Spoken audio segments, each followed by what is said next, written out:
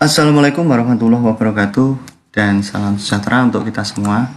Untuk kali ini kita lanjutkan ke bahasan kita ya, berkaitan dengan bab 1 teks berita di pertemuan yang kedua ini, video yang kedua ini ya.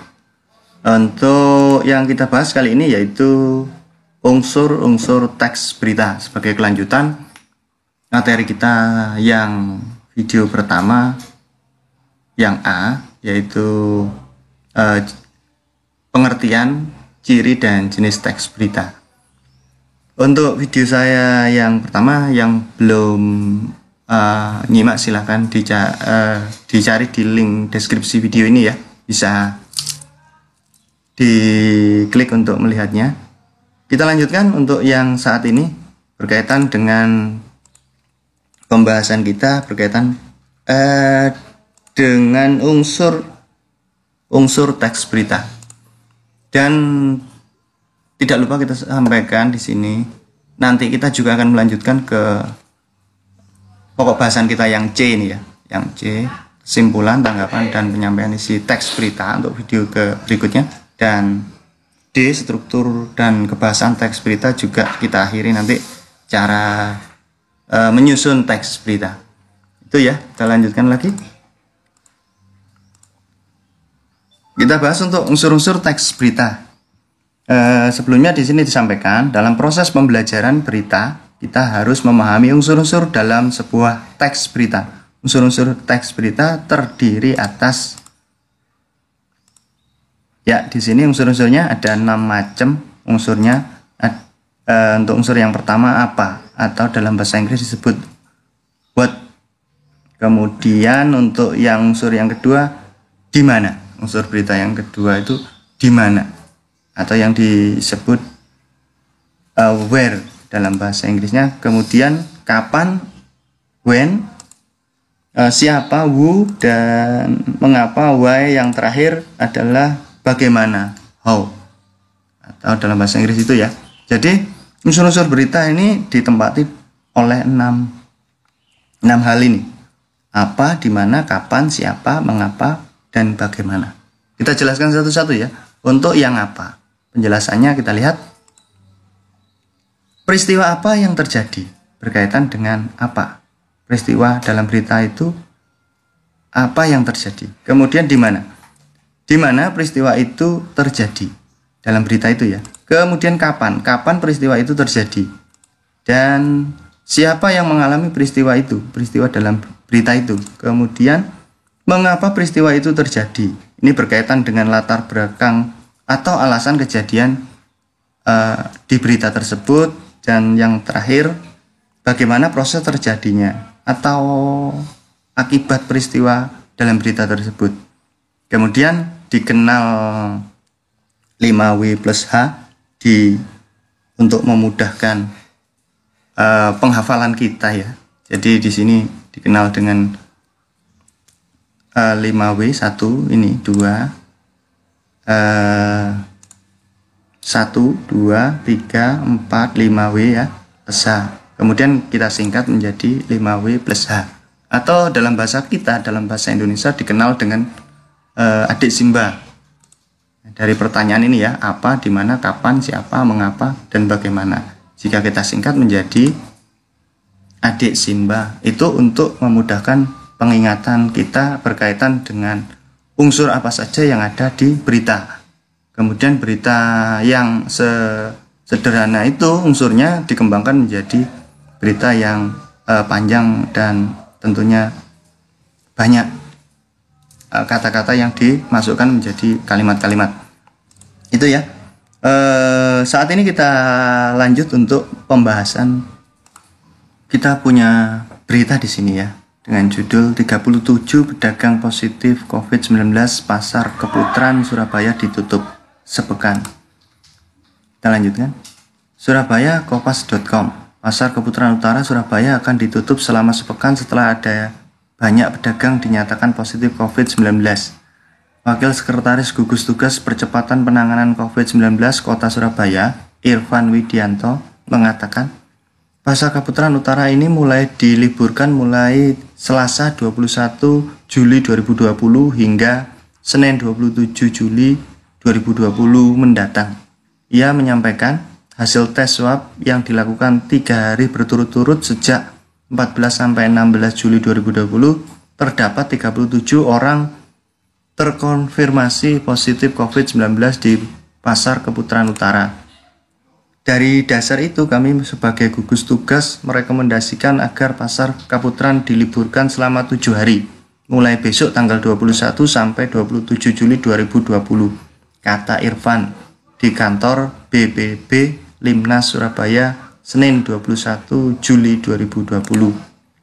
Selama ditutup, Irfan menyebut Pasar Kaputaran akan disterilkan untuk dilakukan pembersihan dan penyemprotan desinfektan. Selain itu, Satpol PP Surabaya akan menyosialisasikan kepada para pedagang agar membentuk gugus tugas COVID-19 di Pasar Kaputaran. Ini dilakukan semata-mata untuk melindungi keselamatan dan kesehatan masyarakat, khususnya para pedagang dan pembeli di pasar itu. Selama libur itu, kami juga minta kepada para pedagang untuk kerja bakti bersih-bersih di standnya masing-masing. Kami juga kumpulkan tokoh masyarakat di situ agar membentuk gugus tugas di Pasar Kaputaran, tutur Irfan. Irfan mengatakan, pedagang di Pasar Kaputaran yang merupakan warga Surabaya dan dinyatakan positif COVID-19, mereka diisolasi di Hotel Asrama Haji Sukolilo. Sedangkan bagi warga luar Surabaya diisolasi di Rumah Sakit Darurat Indrapura. Nanti tes swab akan kami ulangi lagi sebelum Pasar Kaputaran dibuka kembali, terutama kepada para pedagang yang ada di sana, kata Irfan. Sementara itu, Kepala Satpol PP Kota Surabaya, Edi Kristiyanto, mengatakan pelaksanaan sterilisasi di Pasar Kaputaran akan dilakukan Selasa 21 Juli 2020 mulai pukul 14.00 waktu Indonesia Barat hingga 27 Juli 2020 mendatang pukul 00 waktu Indonesia Barat. Selama kegiatan sterilisasi berlangsung, Pemkot Surabaya bersama PD Pasar Surya akan melakukan penyemprotan desinfektan. Ini kita kopas dari sumber Kompas ya, dengan beberapa penyesuaian.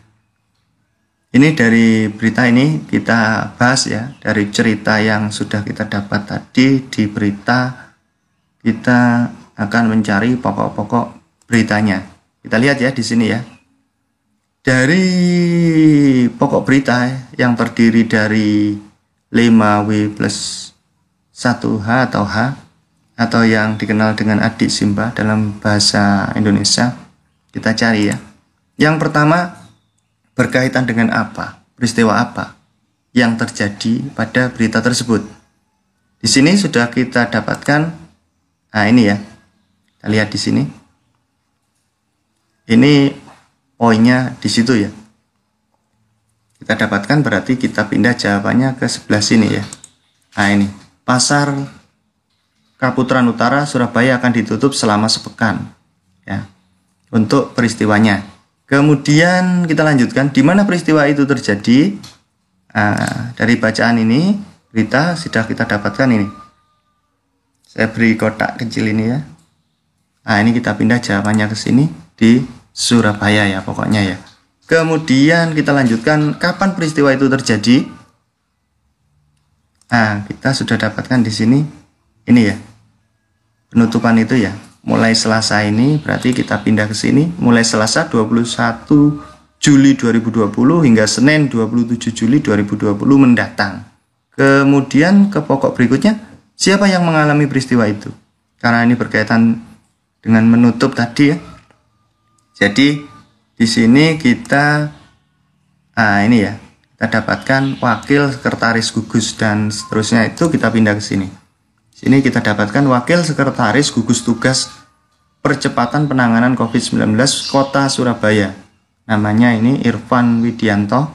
Kemudian untuk mengapa peristiwa itu terjadi, latar belakang atau alasan kejadian ya. Di sini kita dapatkan penutupan itu kan, untuk berita ini penutupan pasar ya, berarti berkaitan dengan ini sudah kita dapatkan.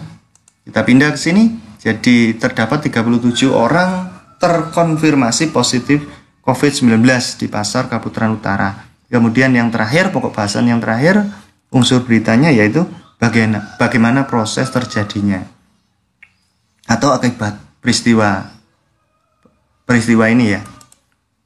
Nah, ini di sini mulai dari bacaan sini saya beri tanda merah ini, kerja bakti bersih-bersih ini, kemudian sampai kegiatan sterilisasi.